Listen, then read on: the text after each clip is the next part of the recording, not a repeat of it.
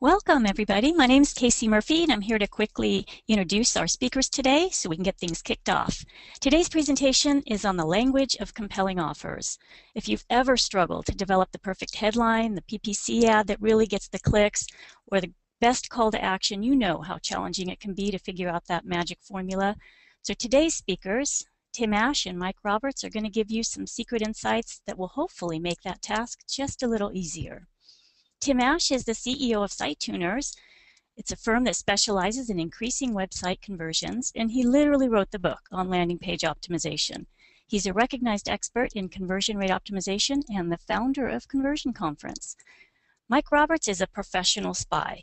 He founded a company, SpyFu, which exposes the search marketing secret formula of your most successful competitors. He also recently launched Convertosaurus, upon which much of today's presentation is going to be built. If you love what you're learning, please tweet actively. The hashtag is WebOffers, and you can see Tim and Mike's handles on the screen. I also want to mention that we'll try to take as many questions as we can at the end, and I'll be monitoring the chat window throughout the presentation. So if you have any questions or feedback or any comments, please go ahead and put them in the chat window. We'll get to as many as we can at the end. Thanks so much, and take it away, Tim. Thanks, Casey. Welcome, everybody. Thanks for listening in today. I just want to clarify, we will be doing the questions at the end. Enter them in the question window, not the chat window, and then we'll try to get to as many as we can. And again, tweet the crap out of it. Web offers is the hashtag, and hopefully you'll get a couple of good nuggets out of today's presentation. I'm just going to give you some quick background on Site Tuners and what we do. We help companies make their websites and landing pages more efficient. Now we can do that by helping redesign them and improve them from the perspective of the visitors, or by testing different versions of the content and creating landing page test plans. And for companies that want to learn how to do this in-house, we also have internal optimization team training and mentoring, kind of teaching you how to fish, if you will. We have a large clients, small clients, but I was forced by my vice president of business development to put that slide up. Okay, but this is what I really want to talk to you about. I want to give you some insights into compelling offers. Now, Mike is going to concentrate in the second half on the language of compelling offers, but I want to just kind of examine offers a little more broadly and then give you some insights into other kinds of non-traditional languages, if you will, that come into play. So what is an offer exactly? Well, it's when you think, hey, you get this the Ronco chamois for only $19.99, and we think of the offer primarily as the price. But in fact, the offer is much more than just price alone. In my book, I talk about many, many different components of an offer.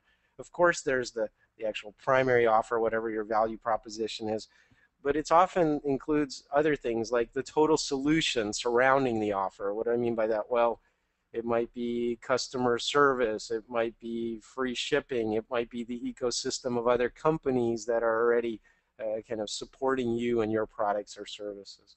Of course, headlines and sales copy and the visuals of the offer page make a huge impression. And the actual offer itself, the call to action. What's your text? What's your graphical format? We're definitely going to touch on all of that today. A lot of times, an unseen component of the offer is repetition. In other words, if you see it the first time, you may not register at all. You see it the second time, you might notice it but not care, and it's only after so many viewings or exposures to the offer or the product that you actually will be moved to act. So it's not often a one and done situation, either do it or you don't. And that's where powerful technologies like ad retargeting come in. If someone's been to your site, follow them around with ads, kind of stalk them wherever they go on the internet and expose them to your offer more frequently. Now, of course, availability and scarcity are well-studied tactics. We're not going to cover that on this webinar, but limited time only, or only 3 seats left at this price. We're all familiar with that. And price. If you're in a very competitive commodity type situation, then you're often forced to compete on price. But you can always try to differentiate yourself with other aspects of what you do. All right, well, we're talking here today about the language of offers, but I want to talk about several different kinds of languages other than just text, which is what we're going to, Mike's going to focus in on. I want to focus on clarity, context, someone's affinity for what you're doing, and the visual aspects of it. All of those are types of languages that can be more or less compelling or effective if you do them wrong or do them properly. So let's touch on each of these in turn. The first one I want to talk about is the notion of clarity. Now, if I say to you, which is the big guy? Hopefully none of you are having a problem figuring it out. I mean, I used extreme contrast here, the tallest living man in the world and the shortest living man in the world actually meeting in person. And you're probably thinking, well, that's obvious. He's the big guy. The big guy's the big guy. It's I'm not stupid. And that's how our minds work. One of the things we look for is a clear set of choices. We don't want to work too hard. We don't want to tire our brain, if you will. And yet, often when we're presenting offers to people, we don't give them those clear set of choices. Here's a perfect example. This is an e-commerce catalog. The names have been stricken to protect the guilty, but which of these pens do you want to buy? You're here to buy pens. Well, how are you going to make your decision? Are you faced with a clear set of choices? Well, what would I base it on? There's skinny, tiny pictures of pens, and I have to really squint to even see what the differences are. Well, is it that, for example, in part of this, the second one here in the upper left, there's only one pen, and maybe if I'm go over here to the second row, I'm buying several pens at a time? Well, no, that's not it. They're just showing you different colors. But again, you're forced to think, and you're forced to kind of dig down and try to understand the distinctions. They're not clear choices. One of our pen clients, we recommended that they make giant enlargements of the front end of the pen and the back end, the tip of the pen, so that you can see how the mechanism works, how fat it is, how grippy it is, all of those aspects. And that's much more helpful than having a bunch of teeny tiny little pictures that pretty much all look the same. So this isn't giving me a clear set of choices at all. So the way that you want to think about clear choice is that we don't like to think. There's a great book by my buddy Steve Krug, who's keynoted the conversion conference. If you don't have it, it's probably the best book out there on basic web design and usability. And the title of it is very apt. The title is Don't Make Me Think. And he's not kidding. Actually using our kind of conscious mind and thinking through things burns a lot of calories, and it tires out the mind. And we don't like to think. So here's some ways to kind of get around that. If you have something complicated that you need to walk people through, do it with little wizards, with a set of 2, 3 simple questions instead of having them figure out all of the complexity of what you offer.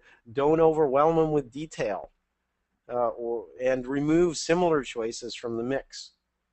So a lot of times you think, well, I can drop everything from China, or I can sell the whole catalog of whatever it is that I sell, and that's too overwhelming. Here's the newsflash, folks. You can't be Amazon. You can't be Walmart. They already have those areas staked out. They sell everything, and that's what you know them for. You need to probably, if you don't have a super strong brand, or even if you do, probably focus down on a few key things. And if it's your specialty to know about something, then you should be able to present clear choices to me, not things that are almost the same that I have to struggle with and tease out the differences from. So that's the language of clarity. Next, I want to talk about context. And I call this using a big anchor. Now, I don't literally mean this big anchor, but it turns out that just like baby ducks who imprint on the first living creature they see as their mother after they're born, people will also be influenced by the context and what surrounds what they're examining.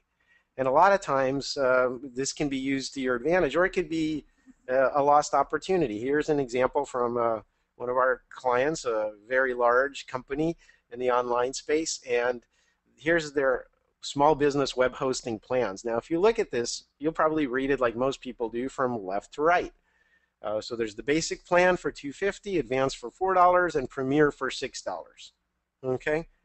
Now, most of you, by the time you get to the $6 mark, will go, wow, that's kind of expensive, because you're calibrated to the 250 number already.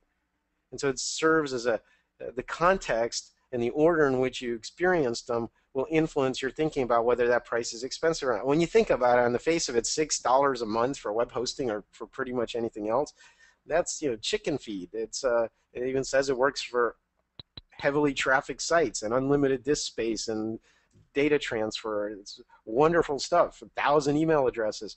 But because you've seen that 250, you're thinking, wow, that better be 2.5 times as good as the basic plan, whatever that is. And so it's showing it to you in the wrong order. Think about it when you go to a restaurant, a fancy restaurant. You're probably on the wine list, see a $500 bottle of wine at the top. That's usually how it goes. And you go, well, I'd have to be kind of a sucker to pay $500. And you're probably right, you would be. So you go down to the next wine on the list, and then you see, say, the Rodney Strong for $75, and you go, well, that's much more reasonable. If I order that, my friends that I'm out with aren't going to think that I'm a cheapskate. And basically, that's a good choice. Never mind that it probably costs you $25 at Costco to buy the same bottle, but you've been calibrated by the $500 context.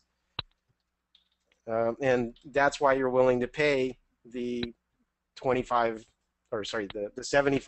for the next one down.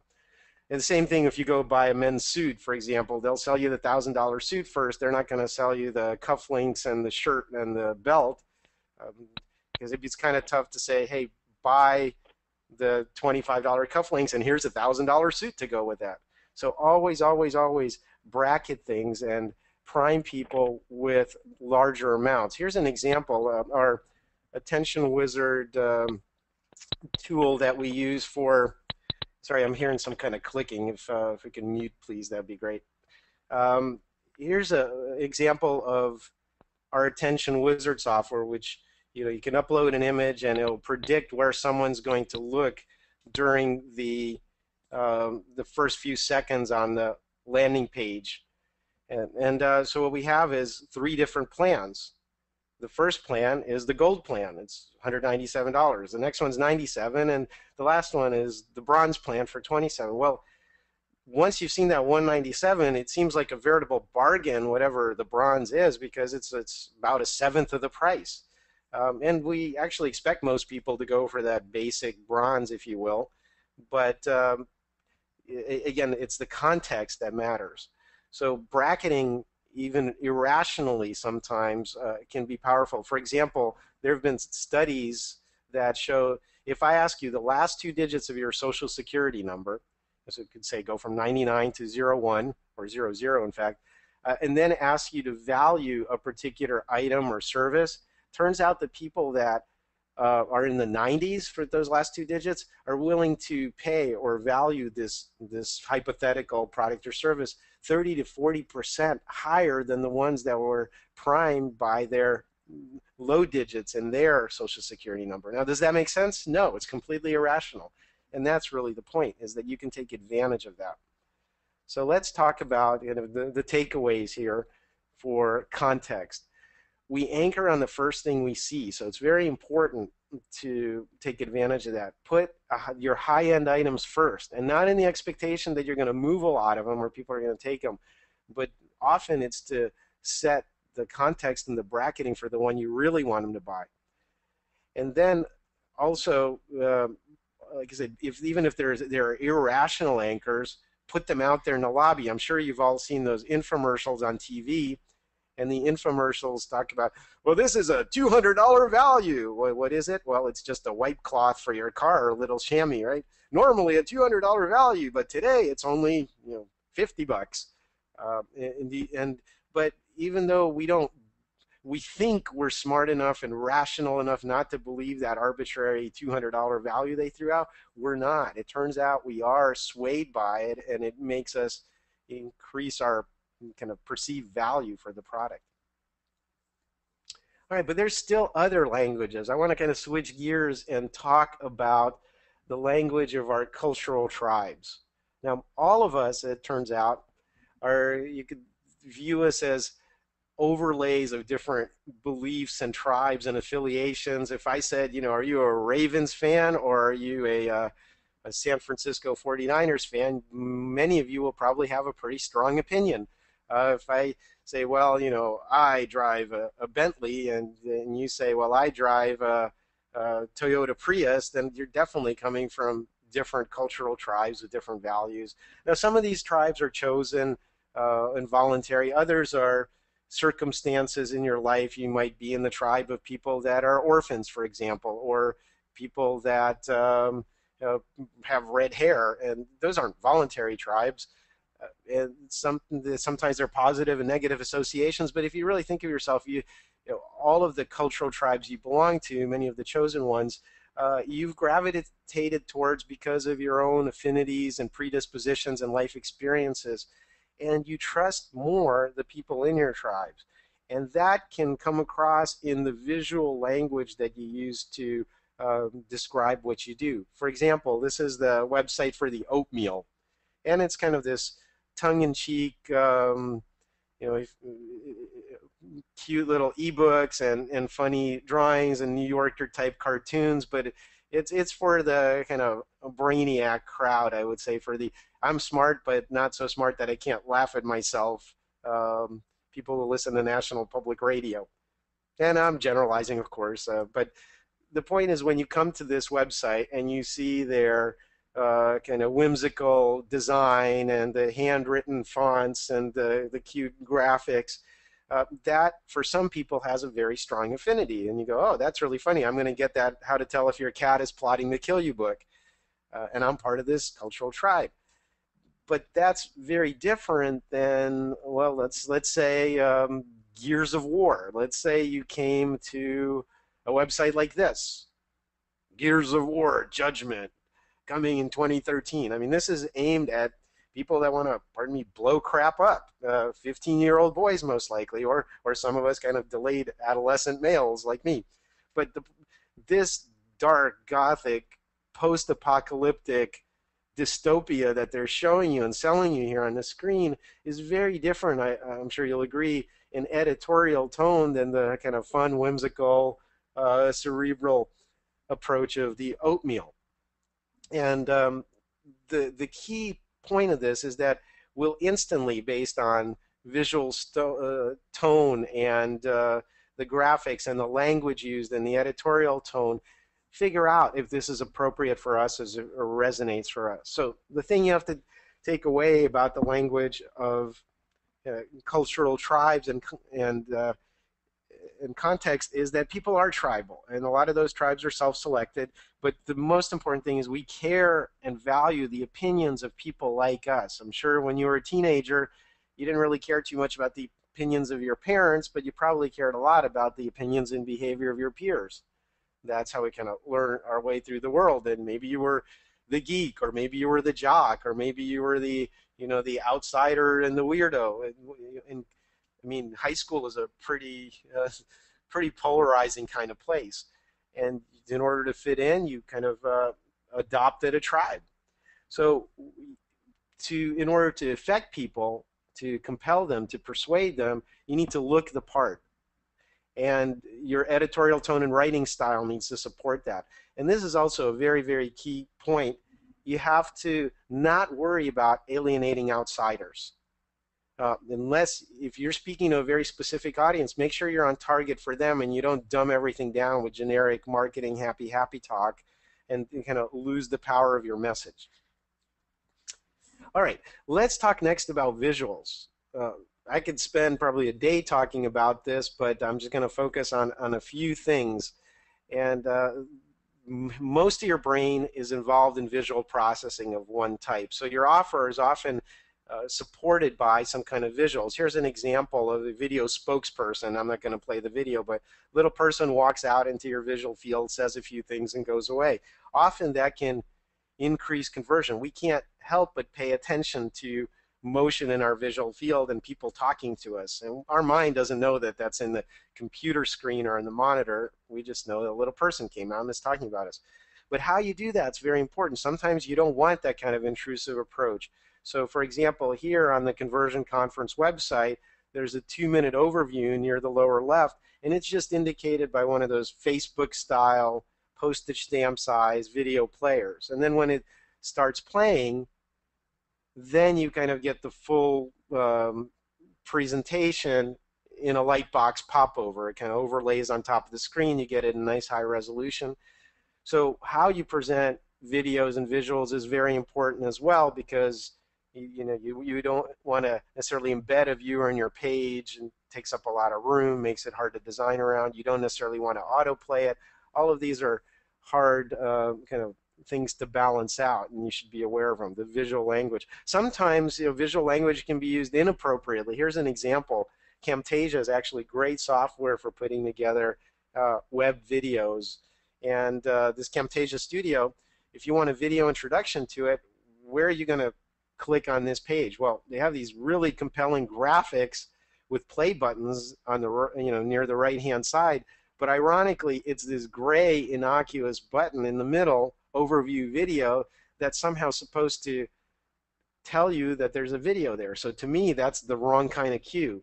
Like on the Conversion Conference site, you saw a video thumbnail to indicate a video. A gray button doesn't normally indicate video.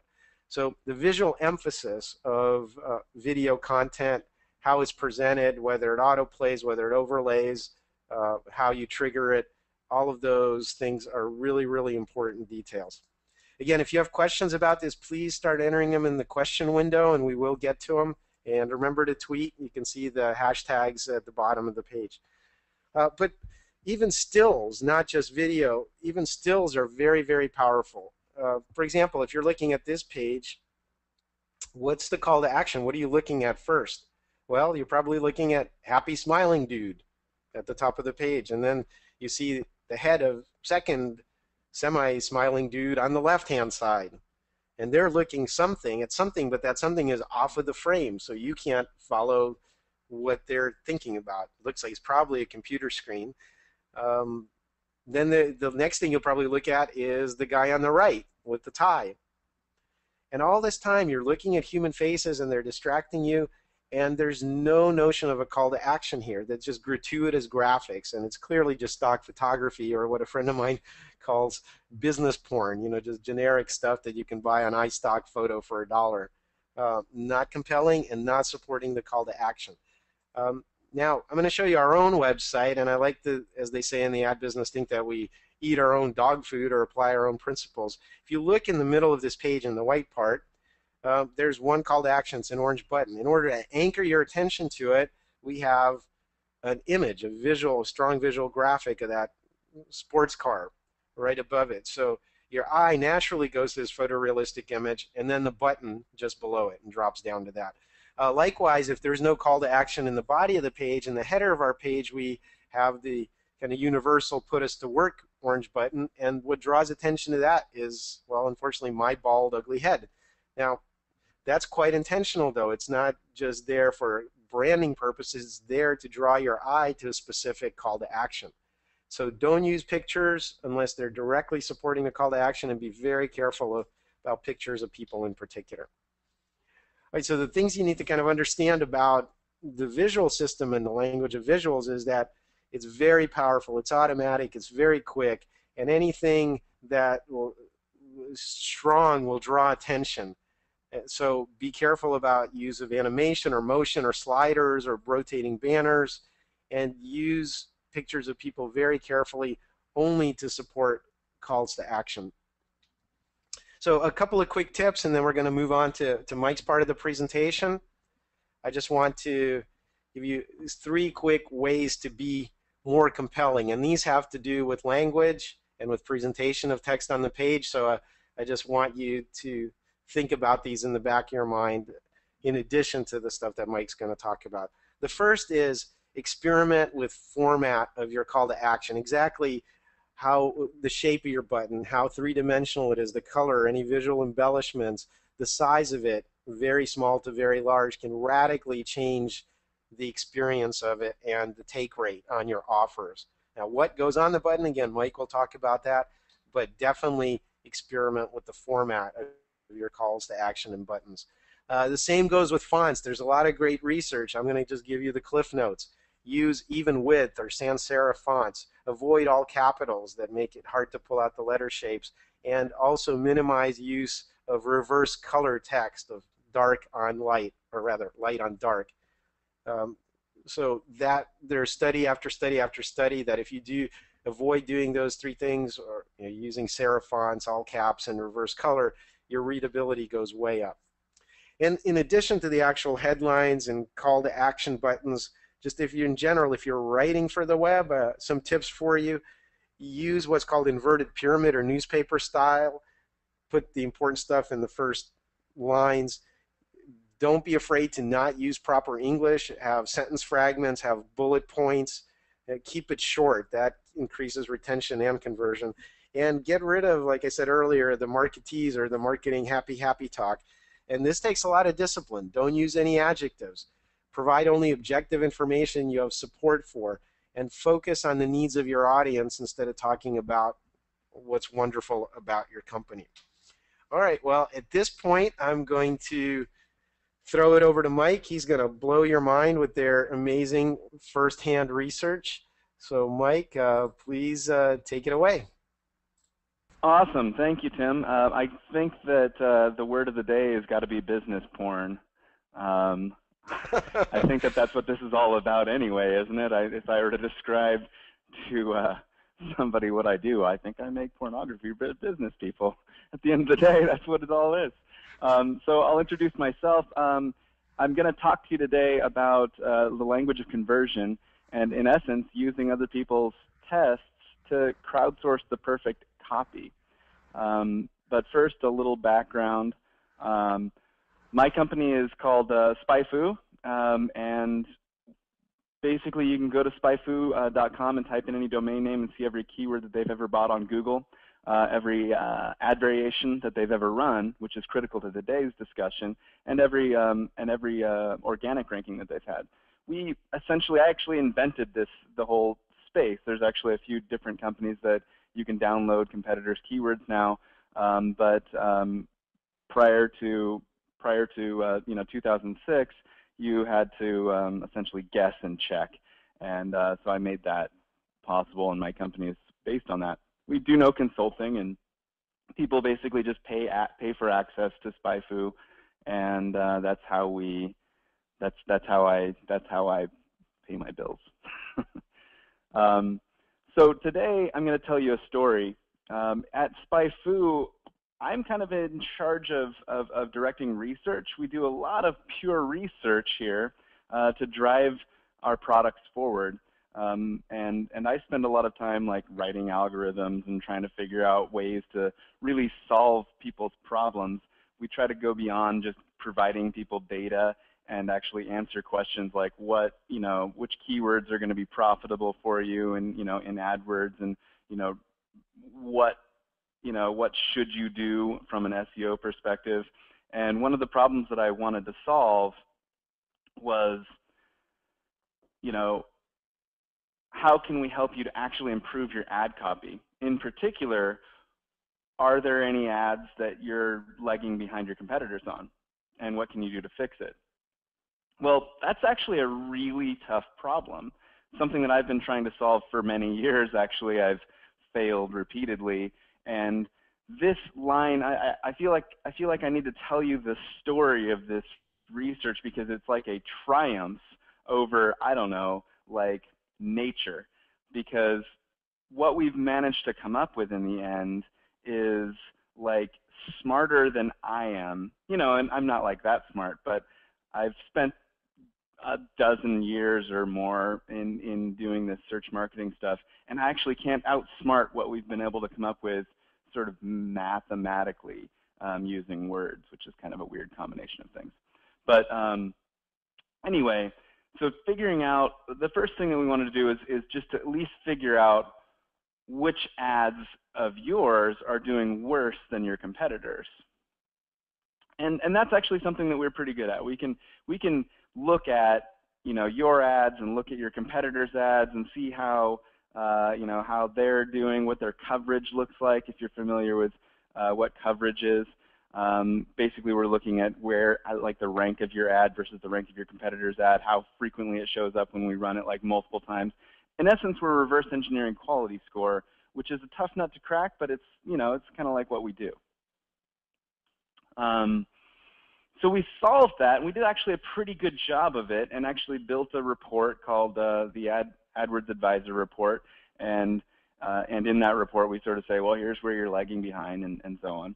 But the second part of that question, can we actually make any recommendations for you to improve your ad copy? Well, we could if we looked at them. If we were all just sitting here, we'd be like, well, that's, you know, at least a misspelling. You know, there's certainly things that we could do. How do we make those things automated so we can, you know, do them like a billion times a second or whatever? Something like, you know, how do we actually make this thing scale?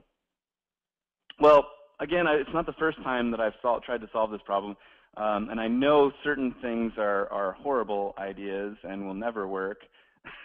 And I guess I won't go too much into what those are in this particular presentation, but our plan, our initial plan, was to be pretty pragmatic about it. We were just going to go out and scour the internet and find, you know, what we could about rules about writing AdWords ad copy, right? And I don't think we really wanted to limit ourselves purely to AdWords. We were like, well, let's find out what we can find out about conversion copy anyway, calls to action, what are the best practices. And we figured we'd be able to get a whole bunch of those things and sort of make some expert rules and kind of apply those to people's ads. So we boiled down the good things, and here's an example. I think we have probably a list of about 50 of these good things that we felt were consistently true-ish. So you wanted to use words that are you know, imply a secret, use credibility indicators, free shipping, you need to, how to, urgency. Tim talked about urgency. Sometimes people said like just straight up words, download, use the word download. Obviously free shipping and stuff like that. We also figured out what the bad things were. And these were almost better rules, if you like, because it's avoiding repetition, misspellings, you know, versus, oh, well, how many times can I apply you need to or how to or free shipping and actually give people advice on that. These ones were like, well, avoid repetition, avoid misspellings. This one says avoid the use of the word buy, and I'm not really sure if that's true. So we compiled all these things, and we're able to come up with some general rules, which were, you know, have a call to action, shorter is better, and be very, very specific. But there's not very many of these rules. And if we actually wanted to apply this sort of and make it really useful for our customers, these 50 or so rules that we were able to come up with just weren't going to, I don't know, they wouldn't be very dynamic, and we wouldn't be able to truly apply them very well to somebody's sort of very specialized ad copy. Furthermore, I don't know that we really know that they're true, because I know that things change over time. What's a good way to say free? I've actually seen go from, you know, being $0 being better than free to worse than free. And so depending on when these things were written and what they were based on, I don't really think we know. So I wanted to figure out if there's a way to prove or disprove these specific claims, and that's sort of what I set out to do. And so I thought, well, what if we do like what we're doing with figuring out whether somebody's ads are good, like somebody's ads are better or worse than their competitors, but then instead of just applying it to like your domain versus your competitor's domain, what if we did it for like all domains, every advertiser, every ad that's ever been run, right? What if we looked at 1 billion ads and tried to figure out, you know, what is a good ad? In this way, we can actually control for any individual advertiser's bidding strategy and their discipline, and in essence, get to the heart of it, because that's sort of the problem that we have with determining an individual advertiser versus another individual advertiser, is that it may look like to us that they're outperforming their competitor, but they may just be spending a ridiculous amount of money, losing money, in fact.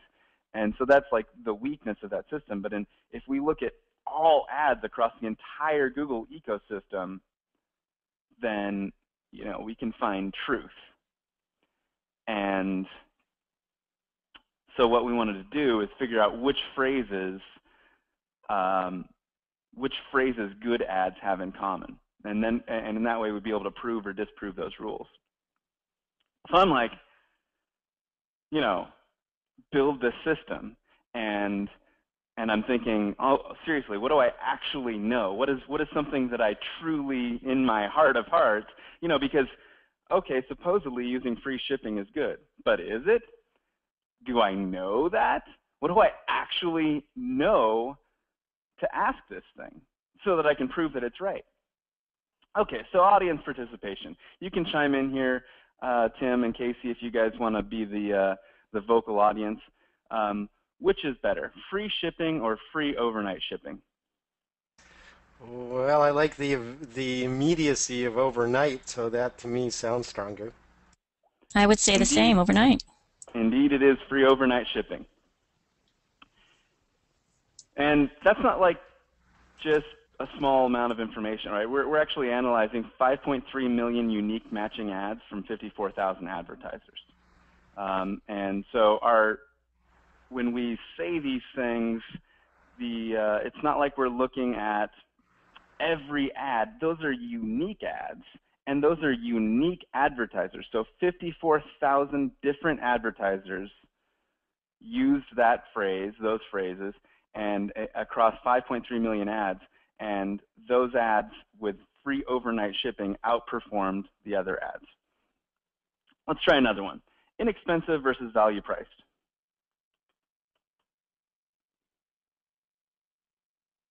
You guys want I'm to going to chime in? I'm going to say inexpensive. Value priced almost feels cheap to me, quality wise. Okay. So it's actually value priced, and I thought value priced was going to be the. I felt like value price seems good, like low cost. I'm not sure. Cheap was like, well, maybe cheap is like a really maybe that's like cheap tickets sort of. It's too pejorative.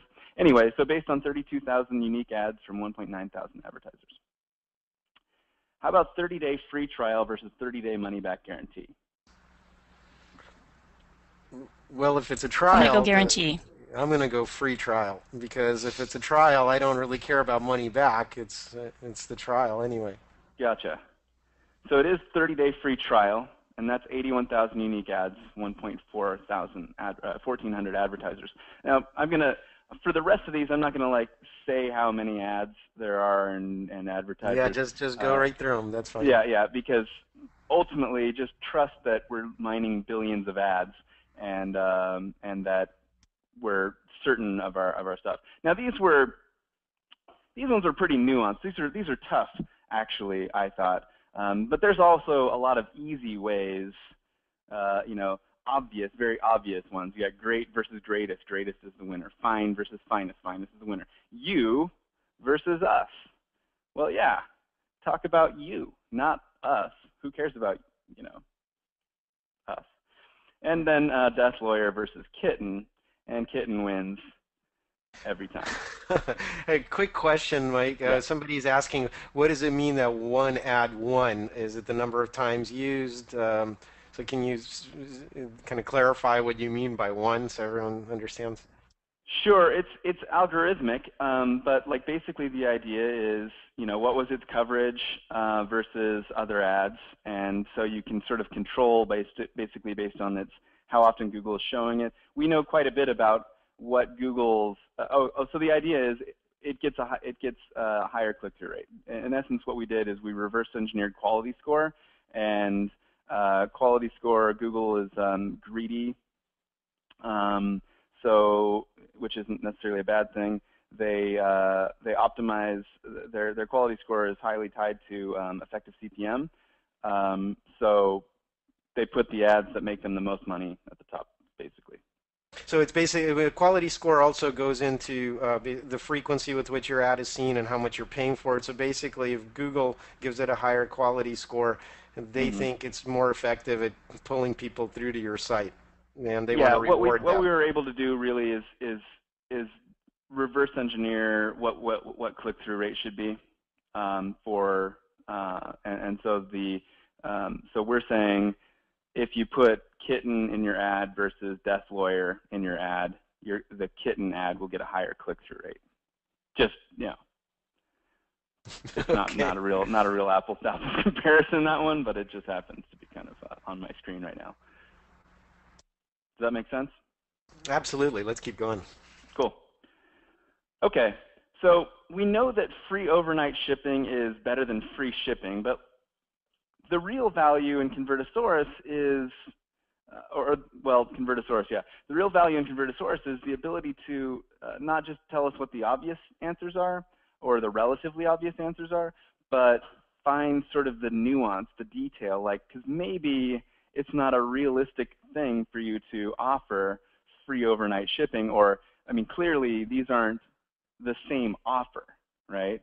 So free overnight shipping is a better value to me. I'm more likely to click on it by virtue of the fact that it's better, not necessarily because it's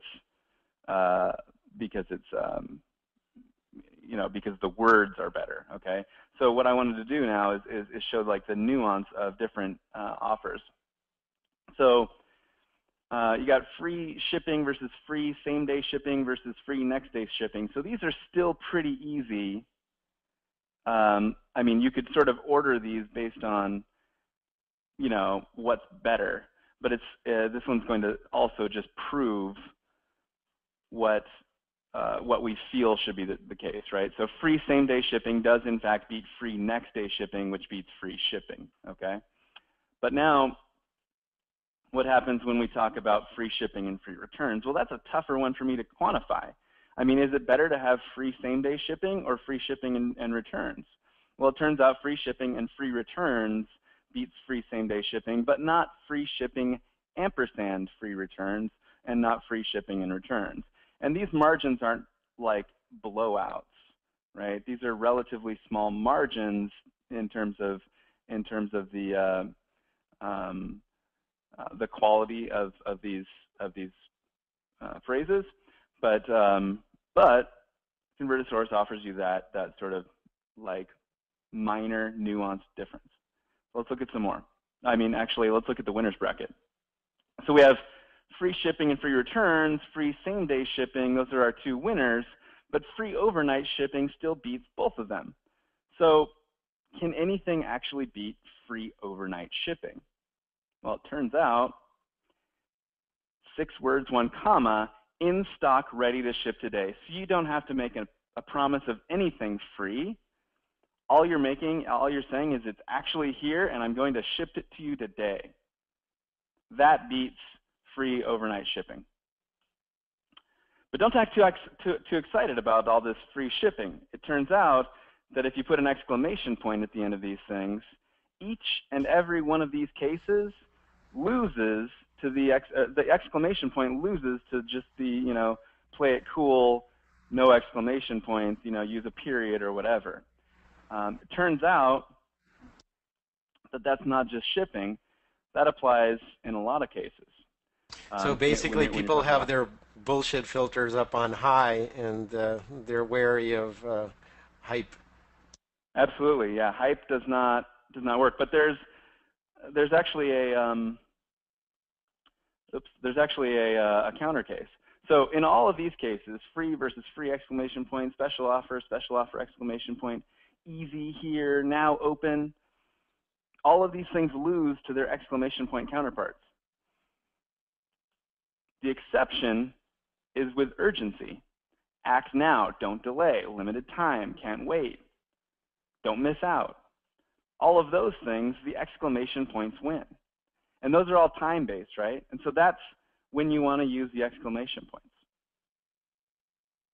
So I've talked a lot about free, but it turns out that free isn't actually even as good as complimentary and no cost.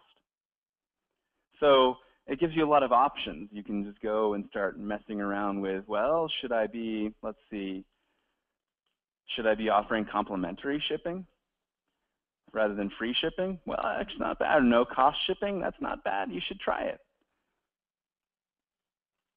And by the way, this isn't even just about AdWords. This applies to pretty much everything. Obviously, free shipping isn't an offer that's exclusive to AdWords.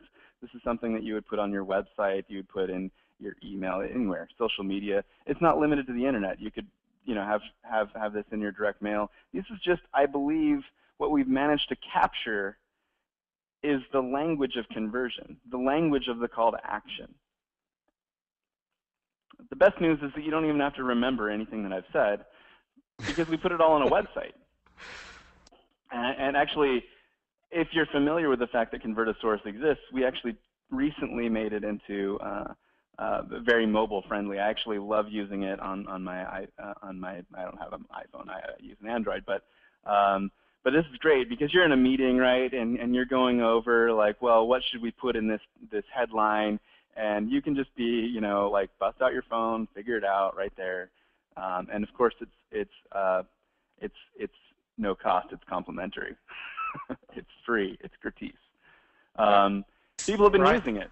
Yeah, Ryan was saying nice sales pitch, but hey, Ryan, this is absolutely no cost, no obligation, free. You know, Convertosaurus is a service that Spy Food puts out, and you can go use it with no limitations. I just want to make that clear to everyone. Mike, you're not selling anything here, so just improving the knowledge of us marketers.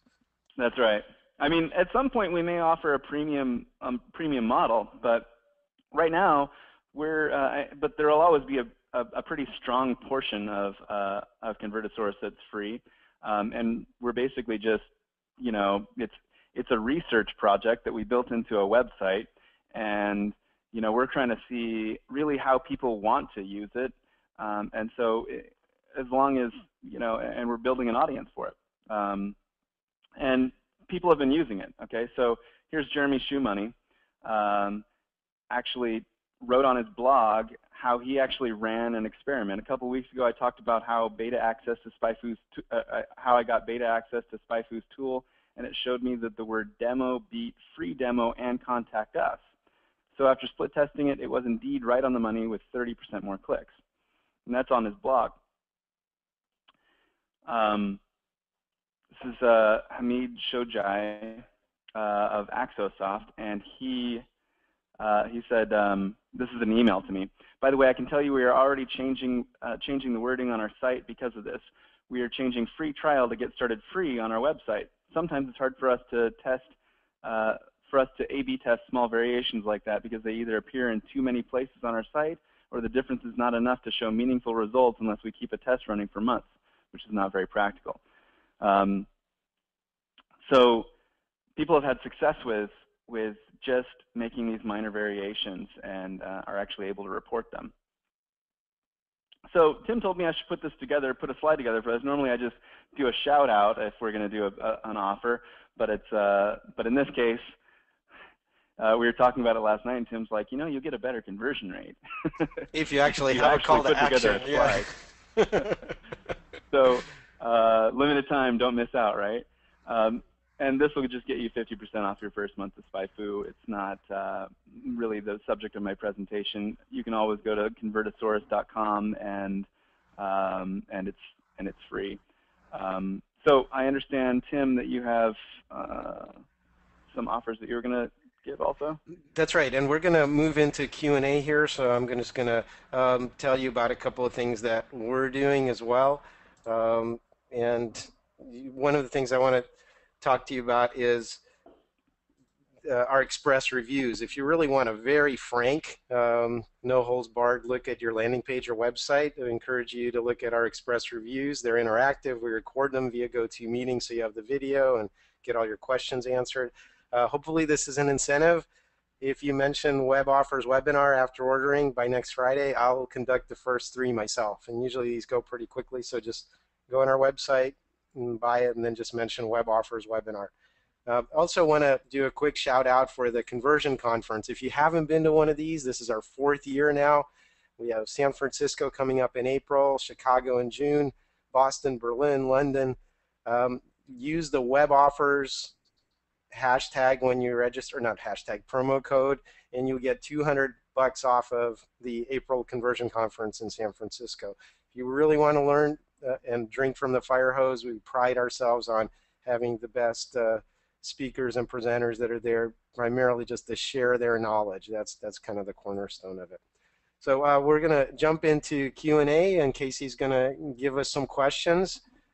And I know we had some questions about whether this will all be available. The recording and the slides will be available. We're going to send everybody a follow-up email with the information. Hey, Tim, one more thing about that offer. I know that it was a link that you'd have to memorize. But if you guys just, if anyone wants the SpyFu offer, you can go on our live chat and just talk to Danielle. She knows that it's there, and just say you're on the webinar and you get the same thing. And we'll also put that in the email when the post-webinar email. Cool. Yeah, you all will get an email from Tim probably in just a few hours, and we'll include Mike's link directly from that email, so you can just click right through it. So no worries. Perfect. Or you can go chat with Danielle. She's really sweet, and you're going to love talking to her. So either way, you prefer. So real quick, somebody was looking for your Convertosaurus on iPhone in the App Store. Is it a mobile site or is it an app? It's a mobile site, so you can just go to it on your from your browser. Okay, great. Just wanted to clarify that. Okay, landing page optimization for websites. Can you do those? I mean, is there a value to landing page optimization for a free site like a gift registry? It's one of our questions. Well, yeah, it depends. Your goal may not be to sell something. It might be to get more people to open up a gift registry account and put their stuff on it. So whatever business process you're trying to improve, that's always a candidate for landing page optimization. For both of you, you might have a different take on this. This question came through when Mike was presenting, but what do you guys think about this? Do superlatives generally work better? Well, I think we saw both sides of it. You want to be clear, but you don't want to have hype. So it looks like with time-based offers, superlatives do work better, but most of the rest of the time we have our bullshit filter set on high.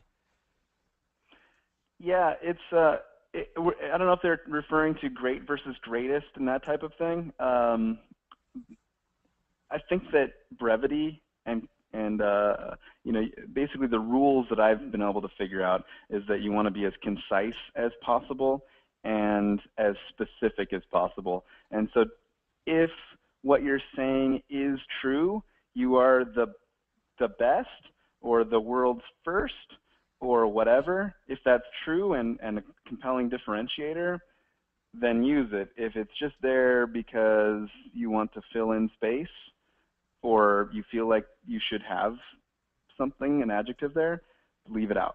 I think in general you should leave adjectives out and be as factual and specific as you can. So I'm in complete agreement with you, Mike. It just saves us the cognitive load of filtering out those words as we read. If you say 30,000 happy users of Convertosaurus, that's just as powerful saying the biggest keyword research conversion tool in the world. Just let the facts speak for themselves. I'm glad you really and said unnecessary hype, it goes to that whole exclamation point thing. You don't need it. And it kind of like may do some damage.